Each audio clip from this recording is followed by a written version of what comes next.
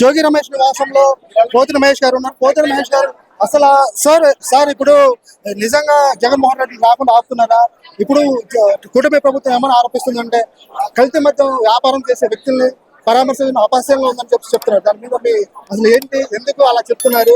కానీ నిజంగా కల్తీ మధ్యం జరిగింది కదా, ఆయన జైల్లో కూడా ఉండి వచ్చారు కాబట్టి అలాంటి వ్యక్తుల్ని పరామర్శించడం కూడా అపహాస్యంగా ఉందని చెప్తున్నారు. దాని మీద కల్తీ మద్యం కేసు ఒక నకిలీ కేసు. ఈ కేసు మీద మా బీసీల నాయకుడు మాజీ మంత్రివర్యులు జోగి రమేష్ గారు అనేక సందర్భాల్లో బహిరంగంగా సవాల్ ఇస్తున్నారు.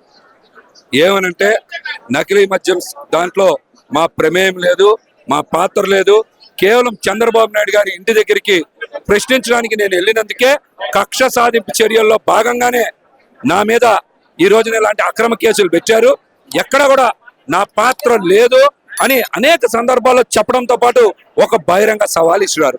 నేను నా కుటుంబ సభ్యులతో పాటు కృష్ణమ్మ దగ్గర స్నానం చేసి దుర్గగుడి దగ్గర అమ్మవారి పాదాల చెంత ప్రమాణం చేస్తాను, దమ్ముంటే తెలుగుదేశం పార్టీ నాయకులు కూడా రావాలని సవాల్ విసిరినా కూడా ఎవరు కూడా ఆ సవాల్ని స్వీకరించలేదంటే ఇది నకిలీ మద్యం కేసు అనే అక్రమంగా మా జోగి రమేష్ అన్నని ఇరికించారనే అర్థం.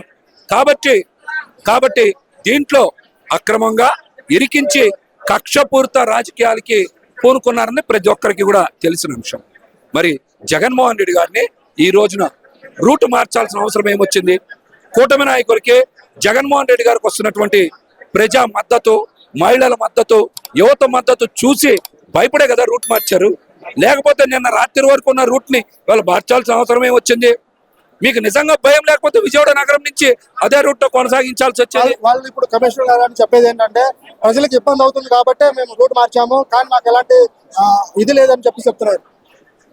ఎక్కడా కూడా ప్రజలు మేము ఇబ్బంది పడుతున్నాం అనే మాట మాట్లాడాలి.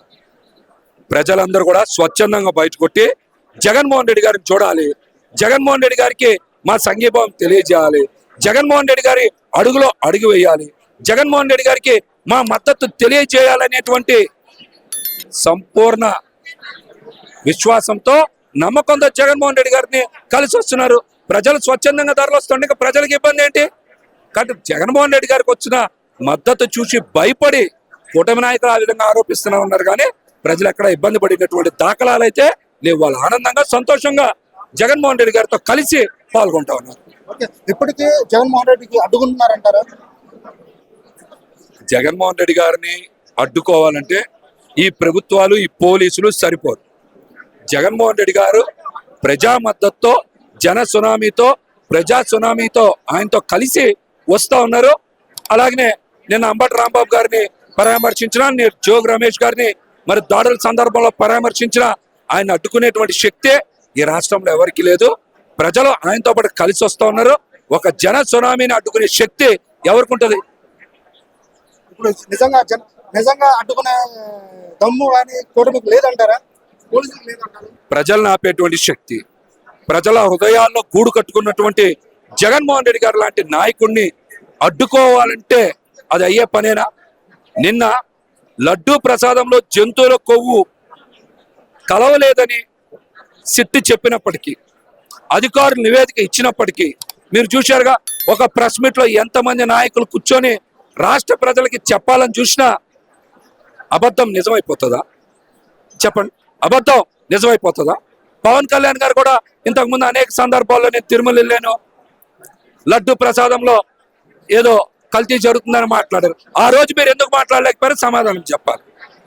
ఆ రోజున ఎందుకు మీరు మాట్లాడలేదో సమాధానం చెప్పాలి.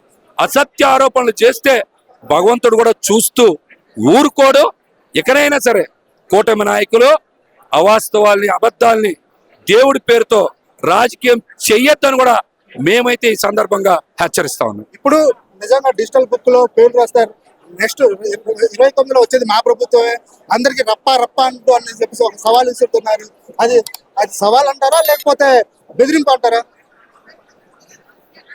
జగన్మోహన్ రెడ్డి గారి 5 సంవత్సరాల పాలన పూర్తిగా సంక్షేమం, అభివృద్ధి దిశగా సాగింది. ఎక్కడా కూడా ఎవరిని ఉద్రేకపరిచో, ప్రేరేపించో దాడులు చేసేటువంటి కల్చర్ని ఎక్కడ ప్రోత్సహించలేదు.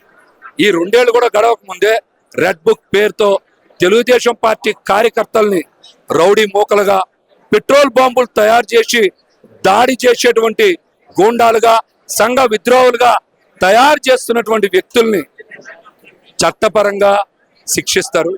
చట్టపరంగానే వాళ్ళందరి మీద కేసులు పెట్టేటువంటి ప్రక్రియ కొనసాగుతుందని జగన్మోహన్ రెడ్డి గారు చెప్తా ఉన్నారు. రప్ప రప్ప అంటే ఏంటో అనేది మీనింగ్ తెలుగుదేశం పార్టీ నాయకులే చెప్పాలి. మేమైతే ప్రజాస్వామ్యబద్ధంగా ముందుకెళ్తాం.